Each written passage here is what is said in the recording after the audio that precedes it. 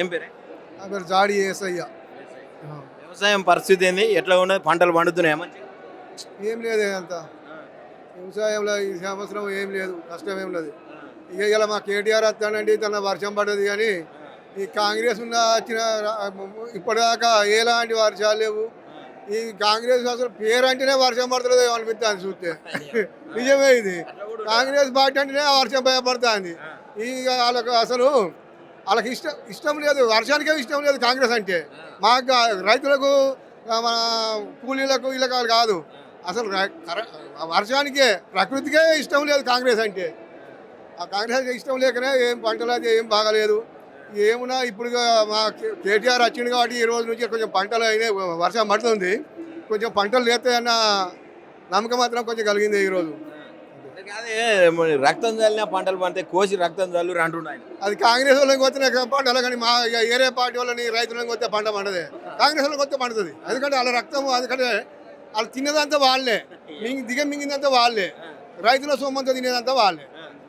వాళ్ళు తింటారు కాబట్టి వాళ్ళ రక్తంతో పంట పడుతుంది, కానీ అట్టి రైతుల రక్తంతో పంట పడుతుందా? పండది లేదు. కాంగ్రెస్ వాళ్ళ నీళ్ళు కూడా అసలు ఇచ్చే పరిస్థితి లేదు. ఆడ మొత్తం ఆ గేట్లు ఓపెన్ చేస్తే అదంతా కొట్టకపోతుంది అంటుండు. ఆ భద్రాచలం అంతా మునిగిపోద్ది అంట, రాముడు కొట్టకపోతాడంట, దాని చుట్టూ 44 ఊర్లే కొట్టకపోతాయి అంటుండు. ఇగో పెద్ద పిచ్చోడు దొరికింది మనకు రాష్ట్రానికి ముఖ్యమంత్రి. ఆ పిచ్చి మాటలకు మనం అన్నింటనే ఉన్నాము. ఇప్పుడు 2.5 సంవత్సరాలు తింటున్నాము. ఎక్కడైనా చక్కని మాట నోటకి వస్తుందా? రాదు. మరి చక్కని మాట రావడానికి ఇప్పుడు అలా పంప్ హౌజులు స్టార్ట్ చేసి మన రాష్ట్రం మళ్ళా సత్యసామలం అవుతుంది.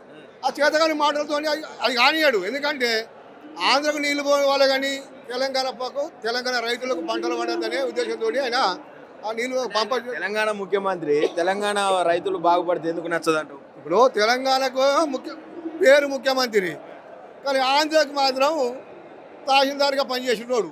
ఆంధ్రకు మనకు చేసేవాడు కాదు. ఇప్పుడు తహసీల్దార్, మండలం తహసీల్దార్ ఏం పని చేస్తాడు? మండలం ఉన్న రైతులకు పని చేస్తాడు. కానీ ఇతను ఏం చేస్తాడు? ఆంధ్రకు పని చేస్తాడు, మనకు చేస్తలేడు. అని మనకు ముఖ్యమంత్రి పేరుకే ముఖ్యమంత్రి, చేసేదంతా ఆంధ్రకు. మనకు ఎలాంటి పనులు చేయలే, ఇప్పటికీ చేయలే.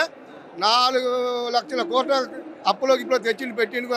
అవి వాళ్ళ బ్యాగులు నింపుకున్నారు, వాళ్ళ బ్యాంకులు నింపుకున్నారు తప్ప కానీ ఏ రైతుకు రూపాయి వేయలే.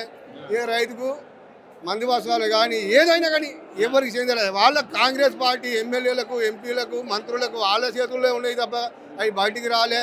అవి రానియరు. వాళ్ళు పంటలు పండనీయలు, రైతులను కొయ్యాలి, రక్తం కాలాలంటే రైతులు కొట్టడానికి కానీ అన్ని ఓటేసి గెలిపించింది.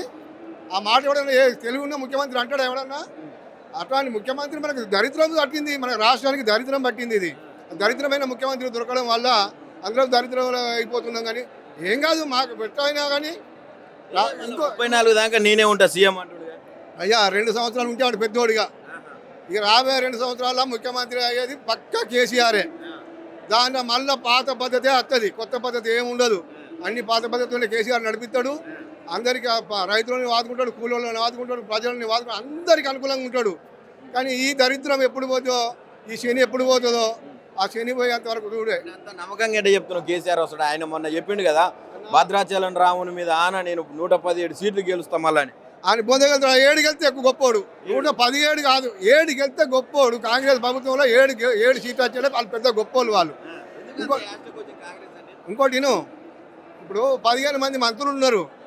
ఒక్క మంత్రి కూడా నువ్వు ముఖ్యమంత్రి మంచిగా లేకపోతే నువ్వు వేస్ట్ గాడి అయితే నీ మంత్రులే నిన్ను వేస్ట్ గాడు అంటాను. మేమనుడు ఏమున్నదే, ప్రజలే ప్రజలు అసలు నీ నమ్మకమే లేదు. మంత్రులు అంటారే, మంత్రులు అంటారా ముఖ్యమంత్రి?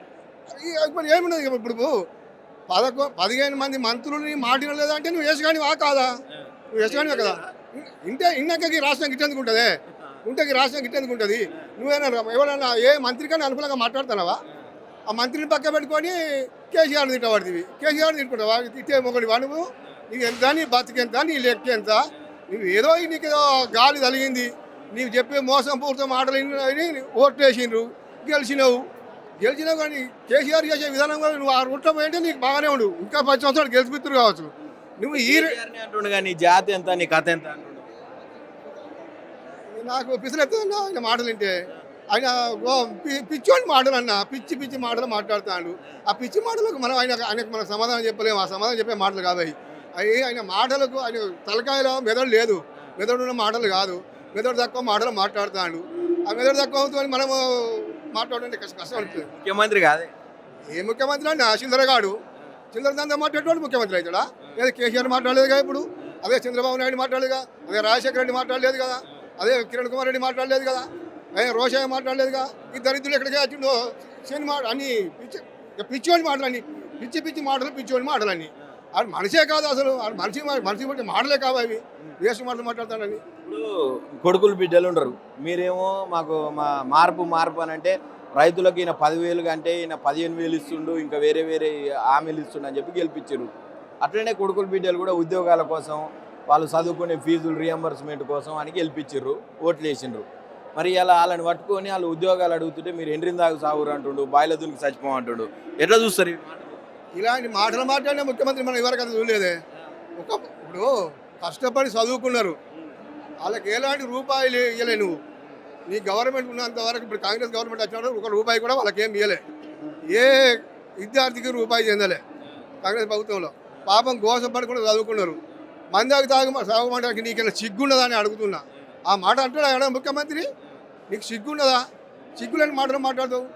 అది ఇంకోటి, రైతులు రక్తం చల్లాలి, రక్తం చల్లితే పంటలు పడతాయా? మరి కాంగ్రెస్లో రక్తం చల్లురి మేము వద్దంటామా? మీ రక్తం చల్లితే మీ రక్తం మంచిగా ఉంటుంది, మంట ఎక్కువ ఉంటుందట కాంగ్రెస్ రక్తానికి. మనం చల్లుకొని ఈ కేసీఆర్ని తిట్టడం కాదు, తెల్లాలి అయితే కేసీఆర్ని తిట్టడం, కేసీఆర్తో ఇట్లా కట్టా అనడం అది కరెక్ట్ కాదు.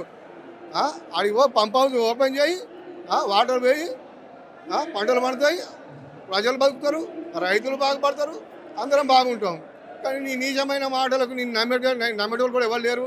నీ ఎంత వేస్ట్ ఆడివి, నీ బతికే వేస్ట్ అనుకుంటాను. నీ బతికి వేస్ట్. నువ్వు రాబో కాలంలో నిన్ను తరిమి కొడతారు పబ్లిక్. నీ కాంగ్రెస్నే కొడతారు, నువ్వే కాదు, కాంగ్రెస్ పార్టీనే తరిమి కొడతారు.